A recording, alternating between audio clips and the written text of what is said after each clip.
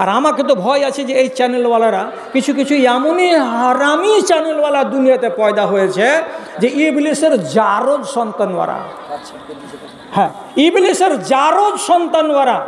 আমরা ওয়াজ করতে করতে 1.5 ঘন্টার ভেতরে যদি কোনো একটা কথা আমাদের দ্বারাই একটু হেরফের হয়ে যাচ্ছে, সেটাকে আবার ছোট্ট করে ক্লিপ বানিয়ে সারা দুনিয়ার কাছে প্রকাশ করছে।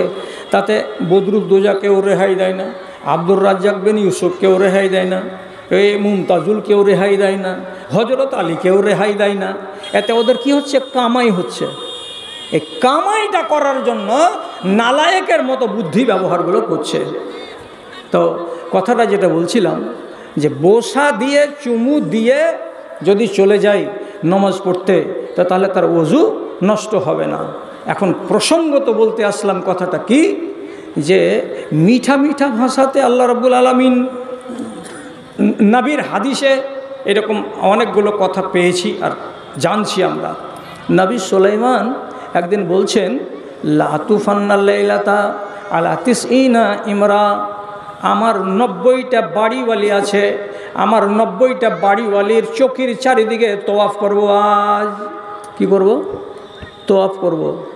লা তুফান্নাল লাইলাতা, আজকে রাত্রে আমি আমার 90টা বিবির ঘরে গিয়ে তোয়াফ করব।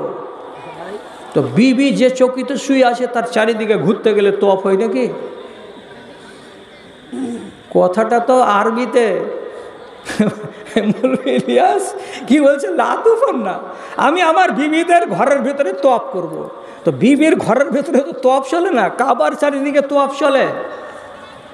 ঠিকই তিনি তোয়াফ করলেন রাতের বেলায় 90টা বিবির, কিন্তু উনি ইনশাআল্লাহ বলেননি, একটাও বিবি গর্ভবতী হয়নি। আর উনি বলেছিলেন যে তোয়াফ করব 90টা বিবির ঘরে গিয়ে, আর 90টা বিবি গর্ভবতী হবে, আর 90টা বিবির পেট থেকে 90টা বেটা পয়দা হবে, আর 90টা বেটাই আল্লাহর পথে সৈনিক হয়ে কাজ করবে। তো ইনশাআল্লাহ না বলার কারণে একটাও গর্ভবতী হয়নি। একটা যদি হয়েছিল তো আপুরা ছেলে একটা পয়দা হয়েছিল। যাই হোক, এটা তো অনেক অন্য কথা হয়ে গেল।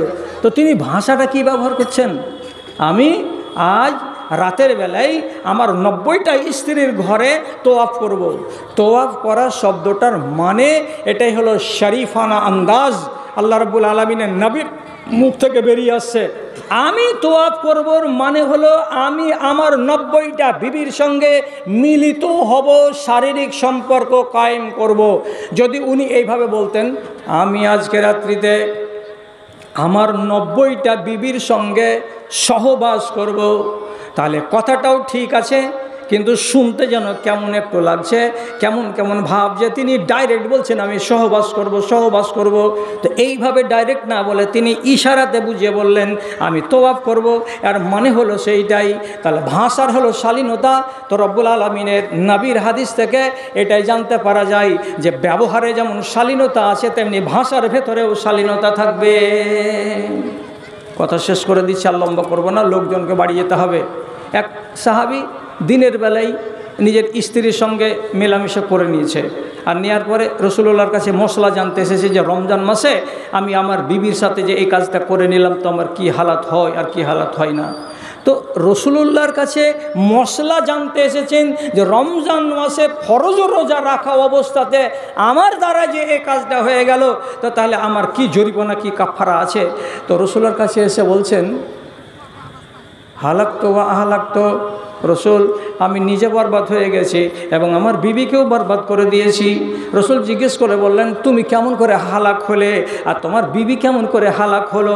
তখন লোকটা সুন্দর ভাষা করে নবীকে বলছে, ওয়াকাতো আলা ইমরাতি ফি রমজান। যদি শব্দের তর্জমা করি তো লোকটা কি বলছে, আমি রমজান মাসে দিনের বেলায় আমার বিবির উপরে পড়ে গেছিলাম। তো বিবির উপরে কেমনি হয় পড়ে যায়? মানুষের উপরে মানুষ কখনো পড়ে যায়? উনি কি বোঝাতে চাইছেন এই ভাষাটা দিয়ে? আমি রমজান মাসে নিজের বিবির উপরে পড়ে গেছিলাম। তো পড়ে গেছিলাম, এটা হলো ইশারার ভাষা। এর মানে আমি আমার বিবির উপরে শোয়ার হয়ে গেছিলাম।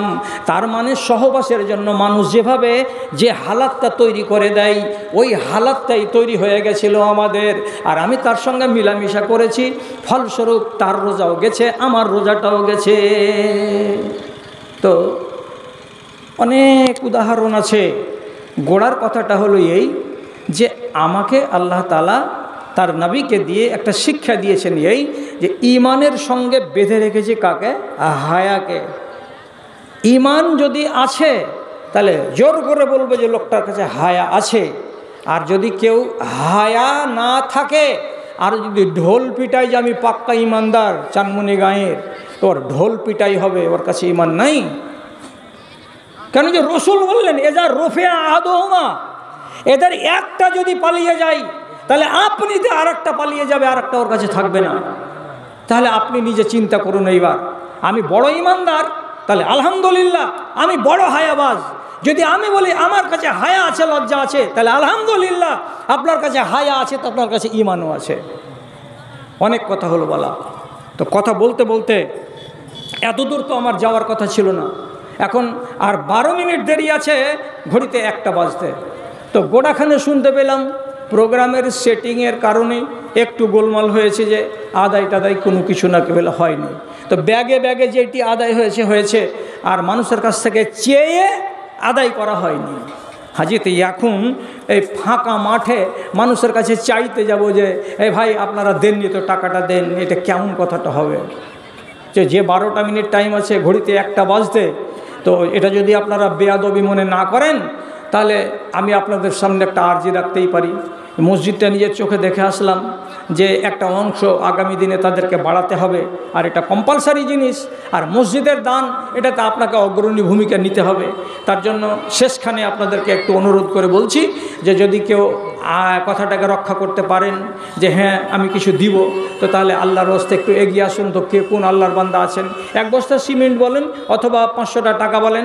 এক ভাই আমার হাতে 500টা টাকা দিয়ে গেছেন, তো উনি বলছেন টাকাটা কোথায় পাওয়া গেছে, পড়ে কোনো ওয়ারিশ পাওয়া যায়নি এই টাকাটার।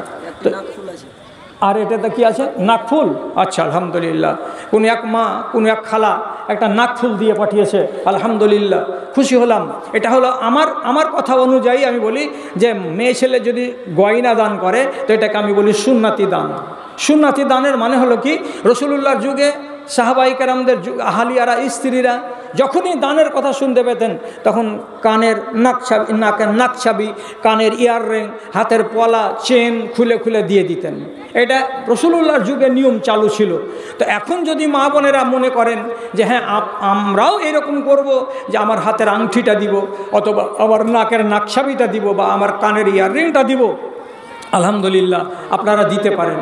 তো কেউ আছেন মা বোনদের মধ্য থেকে যারা বলবেন যে 1 বস্তা সিমেন্ট আমি লাখাবো? আর যে কটা ভাই আপনারা আমার সামনে আছেন, একবারে আমাকে খালি হাত ফিরিয়ে না দিয়ে কমসে কম 200 টাকা করে 100 টাকা করে টাকাগুলো বলেন। কেউ উঠেন একটু আল্লাহর রাস্তায়, 1 বাগ সিমেন্ট লেখান। এই ভাইটা যে উঠলো তো ওদিকে পালিয়ে যাবে নাকি, যেন এদিকে আসছে যে? হ্যাঁ আলহামদুলিল্লাহ উঠে এসেছেন। আচ্ছা 100টা টাকাই হোক, 1 বস্তা সিমেন্ট লেখান ভাইয়ের নামে, আলহামদুলিল্লাহ। আর শাহেদ আলী